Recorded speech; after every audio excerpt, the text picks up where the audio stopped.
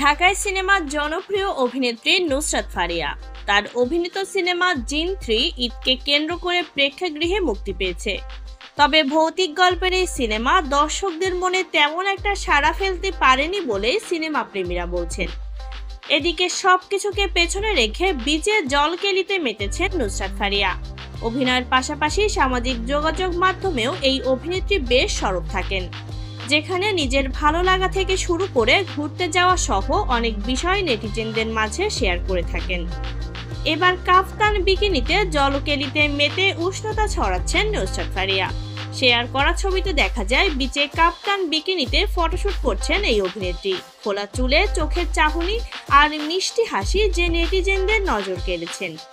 Comment বক্সে নেটিজেনরা ফারিয়ার রূপের বেশ প্রশংসা করেছেন। সাইদুল ইসলাম সোহান নামে একজন নেটিজেন লিখেছেন, এক কথায় অসাধারণ, আজকের পিকগুলো দেখে খুব ক্রাশ খেয়েছি।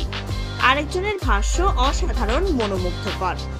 প্রসঙ্গত, ফারিয়া প্রথমে রেডিও জকি হিসেবে তার কর্মজীবন শুরু করেন। এরপর মডেলিং এবং বিজ্ঞাপনের মাধ্যমে শোবিজে প্রবেশ করেন।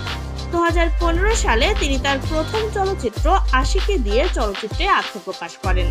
এটি একটি ভারতীয় বাংলাদেশি যৌথ প্রযোজনা ছবি, যেখানে তার বিপরীতে ছিলেন অঙ্কুশ হাজরা।